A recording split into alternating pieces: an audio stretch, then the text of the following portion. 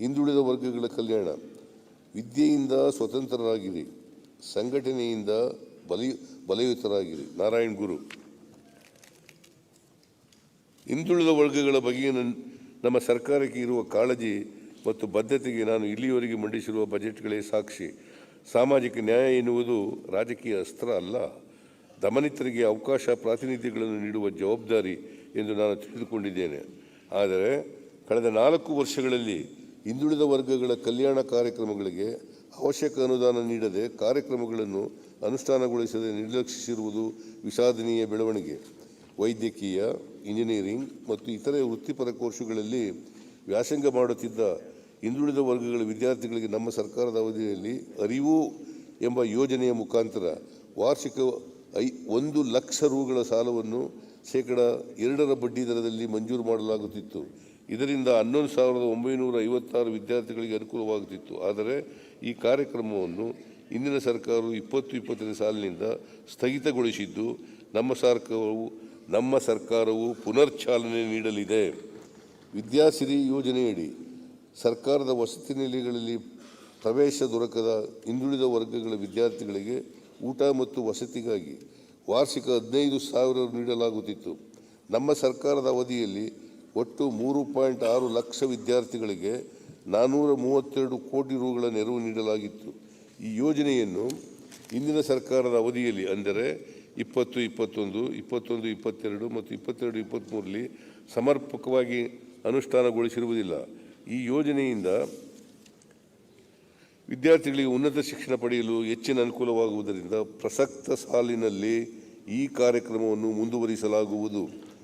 ನಮ್ಮ ಸರ್ಕಾರದ ಹಿಂದಿನ ಅವಧಿಯಲ್ಲಿ ಹಿಂದುಳಿದ ವರ್ಗಗಳ ವಿದ್ಯಾರ್ಥಿಗಳಿಗೆ ಉನ್ನತ ಶಿಕ್ಷಣಕ್ಕೆ ಉತ್ತೇಜನ ನೀಡಲು 24 ಲಕ್ಷ ವಿದ್ಯಾರ್ಥಿಗಳಿಗೆ 881 ಕೋಟಿ ರೂಗಳ ಮೆಟ್ರಿಕ್ ನಂತರದ ವಿದ್ಯಾರ್ಥಿ ವೇತನವನ್ನು ಮಂಜೂರು ಮಾಡಲಾಗಿತ್ತು. ಆದರೆ ಹಿಂದಿನ ಸರ್ಕಾರವು 2021, 21-22 ಮತ್ತು 22-23 ಸಾಲಿನಲ್ಲಿ ಈ ಯೋಜನೆಯನ್ನು ಜಾರಿಗೊಳಿಸದೆ ನಿರ್ಲಕ್ಷಿಸಿದ್ದು ಈ ಕಾರ್ಯಕ್ರಮ ನಮ್ಮ ಸರ್ಕಾರವು ಪುನರ್ ಪ್ರಾರಂಭಿಸಲಿದೆ.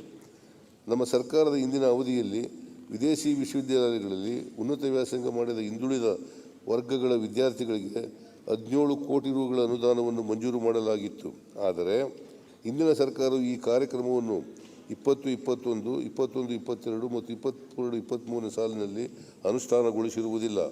ಈ ಕಾರ್ಯಕ್ರಮವನ್ನು ಕೂಡ ನಮ್ಮ ಸರ್ಕಾರವು ಶೂನ್ಯ ಬಡ್ಡಿ ದರದಲ್ಲಿ ಪ್ರತಿ ವಿದ್ಯಾರ್ಥಿಗೆ 20 ಲಕ್ಷ ರೂಗಳ ಸೌಲಭ್ಯ ಒದಗಿಸುವ ಮೂಲಕ 10 ಕೋಟಿ ರು ವೆಚ್ಚದಲ್ಲಿ ಮುಂದುವರಿಸಲಿದೆ. ಹಿಂದುಳಿದ ವರ್ಗಗಳ ವಿದ್ಯಾರ್ಥಿ ನಿಲಯಗಳಿದ್ದ ಎಲ್ಲ ಪರಿಶಿಷ್ಟ ಜಾತಿ, ಪರಿಶಿಷ್ಟ ಪಂಗಡ ಹಾಗೂ ಹಿಂದುಳಿದ ವರ್ಗಗಳ ನಿಲಯಾರ್ಥಿಗಳಿಗೆ ನಮ್ಮ ಸರ್ಕಾರದ ಅವಧಿಯಲ್ಲಿ ಶುಚಿ ಸಂಭ್ರಮ ಕಿಟ್ ನೀಡಲಾಗುತ್ತಿತ್ತು. ಮೈ ಸೋಪು, ಬಟ್ಟೆ ಸೋಪು, ಟೂತ್ ಪೇಸ್ಟು, ಕೊಬ್ಬರಿ ಎಣ್ಣೆ ಒಳಗೊಂಡ ಈ ಕಿಟ್ಗಳನ್ನು ಎಲ್ಲ ವಿದ್ಯಾರ್ಥಿಗಳಿಗೆ ಪ್ರತಿ ತಿಂಗಳು ನೀಡಲಾಗಿತ್ತು. ಆರೋಗ್ಯವನ್ನು ಕಾಪಾಡಿಕೊಳ್ಳುವ ಜೊತೆಯಲ್ಲಿ ಶುಚಿತ್ವದ ಪಾಠವನ್ನು ಬಾಲ್ಯದಿಂದಲೇ ಕಲಿಯಬೇಕು ಎನ್ನುವುದು ನಮ್ಮ ಸರ್ಕಾರದ ಆಶಯವಾಗಿತ್ತು. ಆದರೆ ಇಂದಿನ ಸರ್ಕಾರ 2021 ಮತ್ತು 21-22 ಈ ವರ್ಷಗಳಲ್ಲಿ ವಸತಿ ನಿಲಯಗಳಿದ್ದ 3,31,712 ನಿಲಯಾರ್ಥಿಗಳಿಗೆ ಶುಚಿ ಸಂಭ್ರಮ ಕಿಟ್ಗಳನ್ನು ನೀಡಿರುವುದಿಲ್ಲ. ನಮ್ಮ ಸರ್ಕಾರವು ಎಲ್ಲ ನಿಲಯಾರ್ಥಿಗಳಿಗೆ ಪ್ರತಿ ತಿಂಗಳು ನಿಯಮಿತವಾಗಿ ಶುಚಿ ಸಂಭ್ರಮ ಕಿಟ್ಗಳನ್ನು ವಿತರಿಸಲಿದೆ. ಹಿಂದುಳಿದ ವರ್ಗಗಳ ಕಲ್ಯಾಣ ಇಲಾಖೆಯಡಿ ಕಾರ್ಯನಿರ್ವಹಿಸುತ್ತಿರುವ 2,442 ಮೆಟ್ರಿಕ್ ಪೂರ್ವ ಮತ್ತು ಮೆಟ್ರಿಕ್ ನಂತರದ ವಿದ್ಯಾರ್ಥಿ ನಿಲಯಗಳಿಗೆ ಅವಶ್ಯವಿರುವ ಮೂಲಭೂತ ಸೌಕರ್ಯಗಳನ್ನು ಒದಗಿಸಿ ಇವುಗಳ ಸಮಗ್ರ ಬಲವರ್ಧನೆಗೆ ಕ್ರಮ ವಹಿಸಲಾಗುವುದು. ಸ್ವಾವಲಂಬಿ ಸಾರಥಿ ಯೋಜನೆಯಡಿ ಹಿಂದುಳಿದ ವರ್ಗಗಳ ನಿರುದ್ಯೋಗಿ ಯುವಜನರು 4 ಚಕ್ರಗಳ ವಾಹನ ಖರೀದಿಗೆ ಪಡೆಯುವ ಸಾಲಕ್ಕೆ ಶೇಕಡ 50ರಷ್ಟು ಗರಿಷ್ಠ 3 ಲಕ್ಷ ರು ಸಹಾಯಧನ ನೀಡುವ ಮೂಲಕ ಸ್ವಯಂ ಉದ್ಯೋಗ ಕೈಗೊಳ್ಳಲು ಪ್ರೋತ್ಸಾಹಿಸಲಾಗುವುದು. ಸ್ವಯಂ ಉದ್ಯೋಗ ಸಾಲ ಯೋಜನೆಯಡಿ ಸ್ವಯಂ ಉದ್ಯೋಗಾವಕಾಶಗಳನ್ನು ಕಲ್ಪಿಸಿಕೊಡಲು ವಾಣಿಜ್ಯ ಬ್ಯಾಂಕುಗಳ ಮೂಲಕ ಸಾಲ ಪಡೆದಲ್ಲಿ ಶೇಕಡ 20ರಷ್ಟು ಅಥವಾ ಗರಿಷ್ಠ 1 ಲಕ್ಷ ರೂಗಳ ಸಾಲ ಸಹಾಯಧನವನ್ನು ವಾಣಿಜ್ಯ ಬ್ಯಾಂಕುಗಳ ಮುಖಾಂತರ ನೀಡಲಾಗುವುದು. ರಾಜ್ಯದ ಸೇವಾ ವಲಯದಲ್ಲಿ ಇರುವ ವಿಪುಲ ಅವಕಾಶಗಳನ್ನು ಹಿಂದುಳಿದ ವರ್ಗಗಳ ಪ್ರವರ್ಗ 1, ಪ್ರವರ್ಗ 2A ಜಾತಿಗಳಿಗೆ ಸೇರಿದ ಉದ್ಯಮಿಗಳು ಸದ್ಬಳಕೆ ಮಾಡಿಕೊಳ್ಳುವ ಉದ್ದೇಶದಿಂದ ಪ್ರಥಮ ಬಾರಿಗೆ ಕರ್ನಾಟಕ ರಾಜ್ಯ ಹಣಕಾಸು ಸಂಸ್ಥೆಯ ಮೂಲಕ ಪಡೆಯುವ 10 ಕೋಟಿ ರುಗಳವರೆಗಿನ ಸಾಲಕ್ಕೆ ಶೇಕಡ 6ರಷ್ಟು ಬಡ್ಡಿ ಸಹಾಯಧನವನ್ನು ನೀಡಲಾಗುವುದು.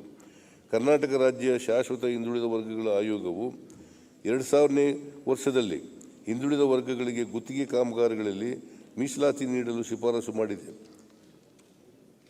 ಈ ಶಿಫಾರಸನ್ನು ಪರಿಶೀಲಿಸಿ ಹಿಂದುಳಿದ ವರ್ಗಗಳ ಪ್ರವರ್ಗ 1 ಮತ್ತು ಪ್ರವರ್ಗ 2A ಬರುವ ಜಾತಿಗಳಿಗೆ 1 ಕೋಟಿ ರುವರೆಗಿನ ನಿರ್ಮಾಣ ಕಾಮಗಾರಿಗಳಲ್ಲಿ ಮೀಸಲಾತಿ ನೀಡಲಾಗುವುದು. ಹಿಂದುಳಿದ ವರ್ಗಗಳಲ್ಲೇ ಅತ್ಯಂತ ಹಿಂದುಳಿದವರಾಗಿರುವ ಅಲೆಮಾರಿ ಮತ್ತು ಅರೆ ಅಲೆಮಾರಿ ಸಮುದಾಯಗಳನ್ನು ಸಮಾಜದ ಮುಖ್ಯವಾಹಿನಿಗೆ ತರುವ ನಿಟ್ಟಿನಲ್ಲಿ ಈ ಜಾತಿಗಳ ಕುಲಶಾಸ್ತ್ರೀಯ ಅಧ್ಯಯನವನ್ನು ಡಿ. ದೇವರಾಜು ಅರಸು ಸಂಶೋಧನಾ ಸಂಸ್ಥೆ ಮುಖಾಂತರ ಕೈಗೊಳ್ಳಲು 2 ಕೋಟಿ ರುಗಳ ಅನುದಾನವನ್ನು ನೀಡಲಾಗುವುದು.